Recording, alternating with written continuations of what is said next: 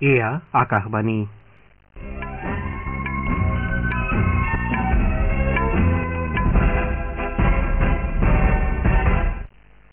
বাতৰি পঢ়িছো সমুজ্জ্বল ভৰদ্বাজে।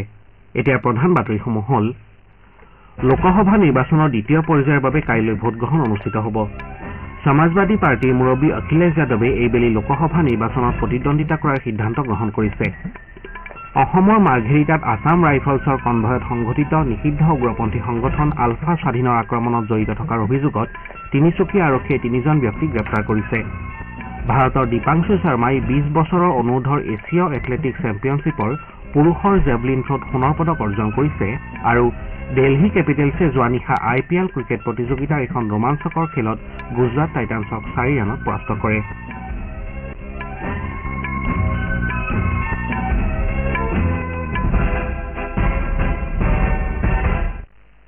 এতিয়া শুনক বিতং বাতৰি। লোকসভা নিৰ্বাচনৰ দ্বিতীয় পৰ্যায়ৰ বাবে কাইলৈ ভোটগ্ৰহণ অনুষ্ঠিত হ'ব। এই পৰ্যায়ত আউটাৰ মণিপুৰ লোকসভা সমষ্টিৰ বাকী অংশৰ উপৰি 13খন ৰাজ্য আৰু কেন্দ্ৰীয় শাসিত অঞ্চলৰ 88খন আসনৰ বাবে ভোটগ্ৰহণ কৰা হ'ব। মধ্যপ্ৰদেশৰ বেতুল সংসদীয় সমষ্টিৰ বাবেও দ্বিতীয় পৰ্যায়তে ভোটগ্ৰহণ হোৱাৰ কথা আছিল যদিও BSPৰ প্ৰাৰ্থীগৰাকীৰ মৃত্যুৰ পৰিপ্ৰেক্ষিতত সমষ্টিটোত এতিয়া তৃতীয় পৰ্যায়ত ভোটগ্ৰহণ কৰা হ'ব। এই পৰ্যায়ত আউটাৰ মণিপুৰ সংসদীয় সমষ্টিৰ 4 গৰাকী প্ৰাৰ্থীসহ মুঠ 1198 গৰাকী প্ৰাৰ্থীৰ ৰাজনৈতিক ভাগ্য নিৰ্ণয় হ'ব। দ্বিতীয় পৰ্যায়ত সামৰি লোৱা সমষ্টিকেইটাৰ ভিতৰত অসমৰ দৰং, ওদালগুৰি, ডিফু, কৰিমগঞ্জ, শিলচৰ আৰু নগাঁও সমষ্টি আছে। দক্ষিণ আৰু মধ্য অসমৰ এই সমষ্টিকেইটাৰ বাদে 61 গৰাকী প্ৰাৰ্থীয়ে প্ৰতিদ্বন্দ্বিতা আগবঢ়াইছে। বিজেপিৰ হৈ ৰাজ্যখনৰ পৰিবহণ আৰু আবকাৰী মন্ত্ৰী পৰিমল শুক্লবৈদ্য, সাংসদ কৃপানাথ মাল্লা আৰু দিলীপ শইকীয়া নিৰ্বাচনী যুঁজত অৱতীৰ্ণ হৈছে। আনহাতে কংগ্ৰেছ সাংসদ প্ৰদ্যুৎ বৰদলৈ নগাঁও আসনৰ পৰা নিৰ্বাচনত প্ৰতিদ্বন্দ্বিতা কৰিছে। দ্বিতীয় পৰ্যায়ৰ বাবে প্ৰচাৰ অভিযানৰ কালি অন্তিম দিনা ঘাই ঘাই ৰাজনৈতিক দলৰ শীৰ্ষ নেতাসকলে ভোটদাতাসকলৰ মন জয় কৰাৰ উদ্দেশ্যে অন্তিম প্ৰয়াস চলোৱা পৰিলক্ষিত হয়। প্ৰধানমন্ত্ৰী তথা বিজেপিৰ জ্যেষ্ঠ নেতা নৰেন্দ্ৰ মোদীয়ে কালি ছত্তীশগড়ৰ অম্বিকাপুৰ চহৰ আৰু মধ্যপ্ৰদেশৰ সাগৰ জিলাত প্ৰচাৰ চলায়। শ্ৰীমোদীয়ে ভূপালত এটা ৰোড শ্বতো অংশগ্ৰহণ কৰে। ৰোড শ্বত ৰাজ্যখনৰ মুখ্যমন্ত্ৰী ডঃ মোহন যাদৱ আৰু ভূপালৰ পৰা বিজেপি প্ৰাৰ্থী আলোক শৰ্মাই প্ৰধানমন্ত্ৰীক সংগ দিয়ে। একেদৰে বিজেপিৰ জ্যেষ্ঠ নেতা অমিত শ্বাহে কালি বিয়লি কেৰালাৰ আল্লাপুঝাত এখন নিৰ্বাচনী সভাক সম্বোধন কৰে। আনহাতে কংগ্ৰেছৰ জ্যেষ্ঠ নেতা ৰাহুল গান্ধীয়ে কালি মহাৰাষ্ট্ৰৰ অমৰাৱতীত নিৰ্বাচনী সভাত অংশ লয়। মহামিত্ৰজোঁটৰ নেতা RJD, কংগ্ৰেছ, বিকাশশীল ইনচান পাৰ্টী আৰু বাও দলসমূহেও দলীয় প্ৰাৰ্থীৰ হকে কালি প্ৰচাৰৰ অন্তিম দিনা ঠায়ে ঠায়ে নিৰ্বাচনী সভাৰ আয়োজন কৰে। সমাজবাদী পাৰ্টীৰ মুৰব্বী অখিলেশ যাদৱে কালি উত্তৰ প্ৰদেশৰ মেইনপুৰী আৰু ইটাৱা জিলাত প্ৰচাৰ অভিযানত অংশ লয়। বিজেপিৰ জ্যেষ্ঠ নেতা তথা প্ৰধানমন্ত্ৰী নৰেন্দ্ৰ মোদীয়ে কালি মধ্যপ্ৰদেশৰ ভূপালত এটা ৰোড শ্ব' নেতৃত্ব দিয়ে। শ্ৰীমোদীয়ে এখন খোলা জীপত আৰোহণ কৰে আৰু আধা ঘণ্টাত প্ৰায় 1.25 কিলোমিটাৰ দূৰত্ব অতিক্ৰম কৰে। ৰোড শ্ব'ৰ সময়ছোৱাত শ্ৰীমোদীক কেইবাঠাইতো আদৰণি জনোৱা হয়। সমাজবাদী পাৰ্টীৰ মুৰব্বী অখিলেশ যাদৱে এইবেলি লোকসভা নিৰ্বাচনত প্ৰতিদ্বন্দ্বিতা কৰাৰ সিদ্ধান্ত গ্ৰহণ কৰিছে। নেতাগৰাকীয়ে আজি কন্নৌজ সংসদীয় সমষ্টিৰ পৰা মনোনয়ন পত্ৰ দাখিল কৰিব। দুদিন পূৰ্বে তেজ প্ৰতাপ যাদৱে কন্নৌজ আসনৰ পৰা প্ৰতিদ্বন্দ্বিতা কৰাৰ কথা দলে ঘোষণা কৰিছিল যদিও পাছত অখিলেশ যাদৱে আসনখনৰ পৰা প্ৰতিদ্বন্দ্বিতা কৰাৰ সিদ্ধান্ত লয়। চতুৰ্থ পৰ্যায়ত ভোটগ্ৰহণ হ'বলগীয়া আসনখনৰ বাবে আজি মনোনয়ন দাখিলৰ অন্তিম দিন। অখিলেশ যাদৱ এইবেলি সংসদীয় নিৰ্বাচন অনুষ্ঠিত হ'বলগীয়া মুলায়ম সিং যাদৱৰ পৰিয়ালৰ 5মগৰাকী সদস্য। উত্তৰ প্ৰদেশৰ ৰাজনৈতিক ইতিহাসত এইবাৰেই প্ৰথমবাৰৰ বাবে ৰাজনীতিত বিশেষ নাম থকা কোনো এটা পৰিয়ালৰ 5গৰাকীকৈ সদস্য নিৰ্বাচনী যুঁজত অৱতীৰ্ণ হৈছে। অখিলেশ যাদৱৰ পত্নী ডিম্পল যাদৱে মেইনপুৰী সংসদীয় সমষ্টিৰ পৰা আৰু অখিলেশ যাদৱৰ ভতিজাক ধৰ্মেন্দ্ৰ যাদৱে আজমগড়ৰ পৰা নিৰ্বাচনত প্ৰতিদ্বন্দ্বিতা আগবঢ়াইছে।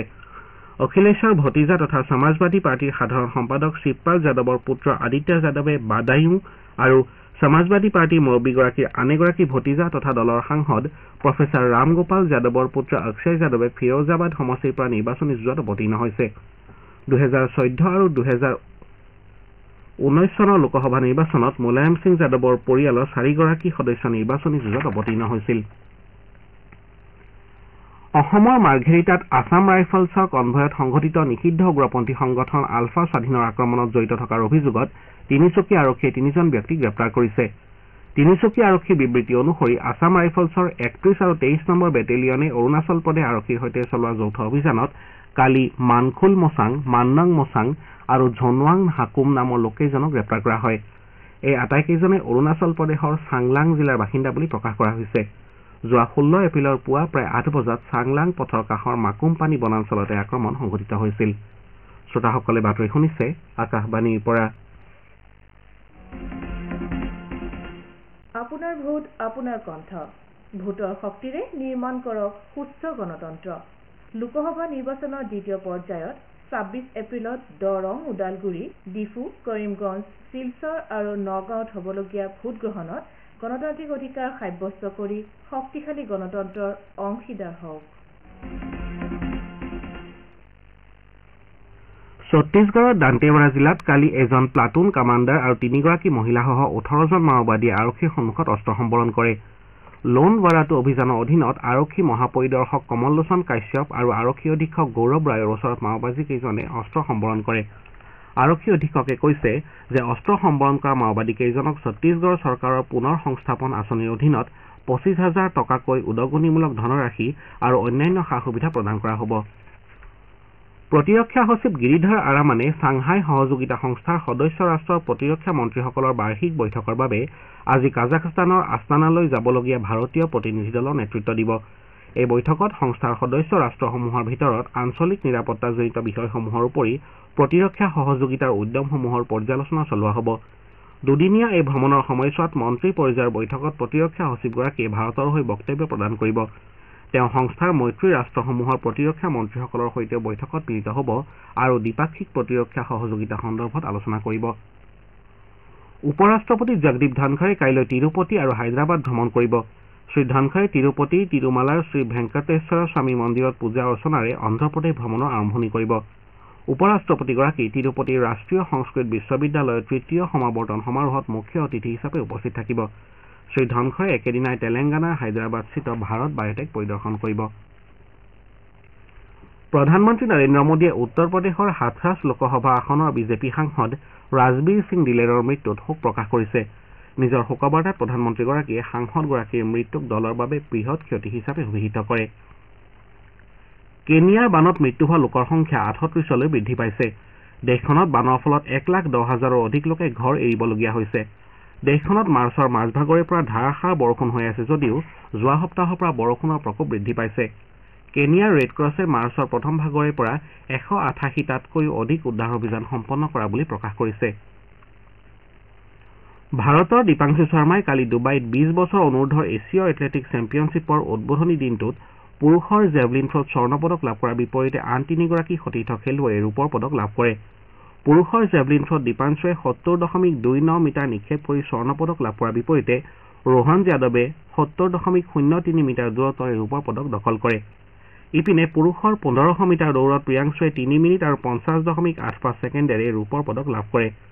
ইয়াৰ পূৰ্বে ঋতিক ৰাঠিয়ে কালি 53.01 মিটাৰ থ্ৰৰে পুৰুষৰ ডিস্কাছ থ্ৰত ৰূপৰ পদক লাভ কৰে আৰু প্ৰতিযোগিতাত ভাৰতৰ হৈ পদক জয় কৰা প্ৰথমজন খেলুৱৈ হিচাপে পৰিগণিত হয়।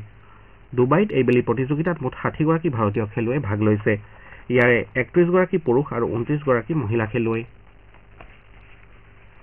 দিল্লী কেপিটেলছে যোৱা নিশা দিল্লীৰ অৰুণ জেটলী ষ্টেডিয়ামত অনুষ্ঠিত IPL ক্ৰিকেট প্ৰতিযোগিতাৰ এখন ৰোমাঞ্চকৰ খেলত গুজৰাট টাইটানছক 4 ৰানত পৰাস্ত কৰে। খেলখনত দিল্লী কেপিটেলছে প্ৰথমে বেট ধৰাৰ আমন্ত্ৰণ লাভ কৰি অধিনায়ক ঋষভ পন্তৰ অপৰাজিত 88 আৰু অক্ষৰ পেটেলৰ 66 ৰানৰ সহায়ত নিৰ্ধাৰিত 20 অভাৰত 4টা উইকেট হেৰুৱাই 224 ৰান কৰে। প্ৰত্যুত্তৰত গুজৰাট টাইটানছে নিৰ্ধাৰিত 20 অভাৰত 8 উইকেটৰ বিনিময়ত 220 ৰানহে কৰিবলৈ সমৰ্থ হয়। গুজৰাটৰ হৈ সাই সুদৰ্শনে 29টা বলত 65 ৰান কৰে আৰু ডেভিড মিলাৰে 23টা বলত 55 ৰানৰ বৰঙণি আগবঢ়ায়। দিল্লীৰ ৰছিক ছালমানে 3টা উইকেট লাভ কৰে। প্ৰতিযোগিতাত আজি হায়দৰাবাদৰ ৰাজীৱ গান্ধী আন্তঃৰাষ্ট্ৰীয় ষ্টেডিয়ামত হ'বলগীয়া এখন খেলত ৰয়েল চেলেঞ্জাৰ্ছ বেংগালুৰু ছানৰাইজাৰ্ছ হায়দৰাবাদৰ বিৰুদ্ধে অৱতীৰ্ণ হ'ব। খেলখন সন্ধিয়া 7:30 বজাত আৰম্ভ হ'ব। বাতৰি শেষ কৰাৰ পূৰ্বে ঘাই বাতৰি কেইটামান পুনৰ পঢ়ি দিছো। লোকসভা নিৰ্বাচনৰ দ্বিতীয় পৰ্যায়ৰ বাবে কাইলৈ ভোটগ্ৰহণ অনুষ্ঠিত হ'ব। সমাজবাদী পাৰ্টীৰ মুৰব্বী অখিলেশ যাদৱে এইবেলি লোকসভা নিৰ্বাচনত প্ৰতিদ্বন্দ্বিতা কৰাৰ সিদ্ধান্ত গ্ৰহণ কৰিছে। ভাৰতৰ দীপাংশু শৰ্মাই 20 বছৰ অনুৰ্ধৰ এছীয় এথলেটিক চেম্পিয়নশ্বিপৰ পুৰুষৰ জেভলিন থ্ৰত সোণৰ পদক অৰ্জন কৰিছে আৰু দিল্লী কেপিটেলছে যোৱা নিশা IPL ক্ৰিকেট প্ৰতিযোগিতাৰ এখন ৰোমাঞ্চকৰ খেলত গুজৰাট টাইটানছক 4 ৰানত পৰাস্ত কৰে। আমাৰ এতিয়া বাতৰি ইমানতে অন্ত পৰিল। নমস্কাৰ।